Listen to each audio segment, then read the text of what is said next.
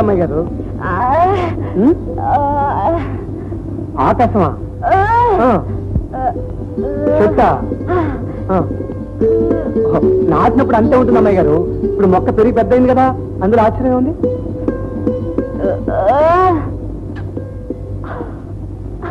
ఏమిటమ్మాయి గారు చెప్పండి చెప్పండి.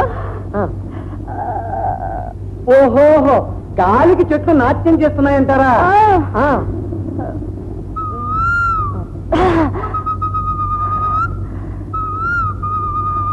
ఓహో, ఓయ్ ఊరికి అరుస్తుందంటారా? మరి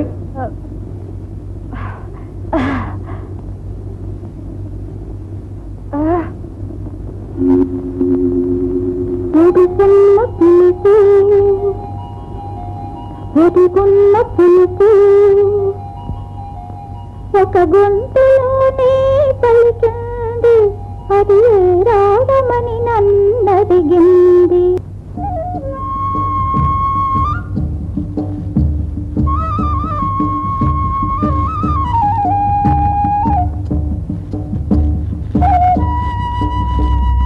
ఏమండి ఎవరండి లోపల?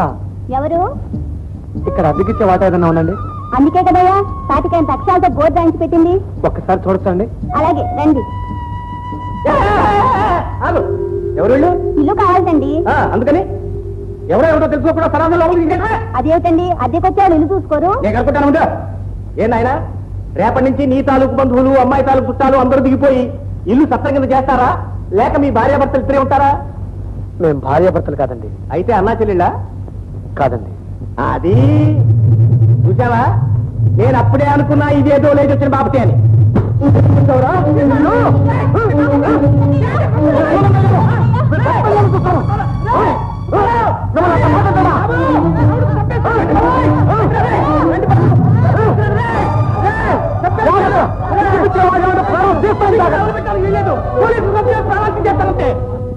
మీరు ఆపారుగా అమ్మాయి గారు, లేకపోతే వాడిని చీట్ చేసి ఉండేవాడు.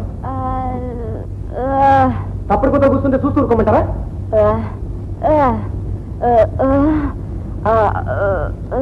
పది మంది అయితే మంది మంది అయితే మళ్ళీ నోరెత్తకుండా బుద్ధి చెప్పేవాడిని. అదండి అమ్మాయి గారు.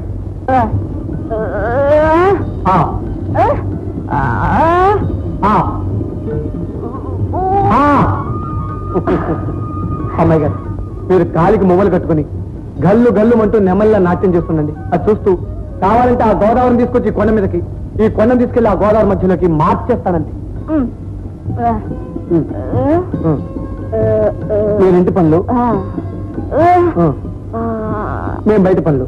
అయితే ఇప్పుడు నన్ను ఏం చేయమంటారు చెప్పండి?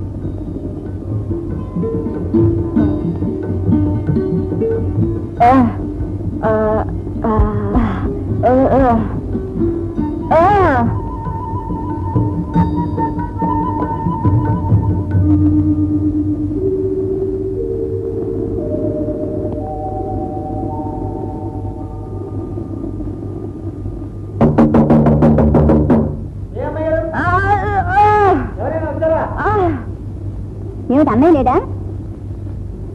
హైమా నేను చెప్తుంటాను చూడండి. ఈయనే. నమస్కారం. మీరు చాలా బాగా నాట్యం చేస్తారని కుసుమ చెప్తూ ఉంటుంది. మేము కూడా చూసే అవకాశం ఎప్పుడు కల్పిస్తారు? అన్నయ్య, నేను పనిచేస్తున్న కళాక్షేత్రం యజమానులు రాంబాబు గారు నీతో మాట్లాడాలని వచ్చారు. నాతోనా? మా కళాక్షేత్రంలో మీరు కూడా సభ్యులుగా చేరితే ఎంతో బాగుంటుంది. అఫ్ కోర్స్ ఊరికినే కాదనుకోండి, ప్రతి నెల ఇంత జీతం అని కూడా ఉంటుంది. కావాలంటే 2 సంవత్సరాల కాంట్రాక్ట్ కూడా రాసిస్తాను. రాంబాబు గారు, మా అమ్మాయి గారి తండ్రి గారు గొప్ప కళాకారుడు. ఆయన ఎప్పుడు ఏమనేవారో తెలుసా? శాశ్వతంగా ఒకళ్ళకి అమ్ముడుపోయి వాళ్ళ ఆదేశ ప్రకారం ప్రదర్శించేది అసలైన కళ కాదు, ఎవరి ప్రమేయం లేకుండా గుండెలోంచి పొంగి పొర్లే ఆవేశానికిచ్చే రూపమేరా సజీవమైన కళ అని. చివరి వరకు అంత ఆత్మాభిమానంతో బతికారైంది. ఆ రక్తం పంచు పుట్టిన అమ్మాయి గారి చేత కొత్త కోసం ఈనాడు నలుగురు ముందు ఆడమని చెప్పలేను రాంబాబు గారు, క్షమించండి. హైమసంగతి సరే అన్నయ్య, కొన్ని నువ్వైనా ఒప్పుకోవచ్చుగా? నాదే ఉందమ్మా, ఏదో గాలికి నేర్చిన విద్య. సరే, మా కళాక్షేత్రం తరఫున మీకు ఈ ఆహ్వానం ఎప్పుడూ ఉంటుంది. మీకు ఇష్టమైనప్పుడు మీరు రావచ్చు. మేము ఎదురు చూస్తూ ఉంటాం. వస్తాను. మీరేమనుకోద్దు రాంబాబు గారు. హైమా, నీ చెల్లెలు సావిత్రి గురించి చెప్పావే, ఇప్పుడు సబీనా పేరు మార్చుకుందట. ఇదిగో ఫోటో. రెండు పెద్ద చెరువులు పశ్చిమ ఆసియాలో ఉన్నాయి. వీటిని అక్కడున్న ప్రజలు ఈ చెరువుల్ని సముద్రాలు అని పిలుస్తారు. కానీ అవి మాత్రం చెరువులే. ఈ రెండు చెరువులు కూడా ఒకే నది నుండి వచ్చిన నీళ్లతో ఏర్పడ్డాయి. గోలాన్ హైట్స్ నుండి పుట్టిన జోర్దాన్ నది లెబనాన్లోని చెట్ల మొదళ్ల నుండి రకరకాల ఔషధాల తత్వాలను తీసుకొని స్వచ్ఛంగా ప్రవహిస్తూ ఉత్తర దిక్కున వెళ్లి ఒక సముద్రంగా ఏర్పడుతుంది. అలాగే దక్షిణం వైపుగా వెళ్లి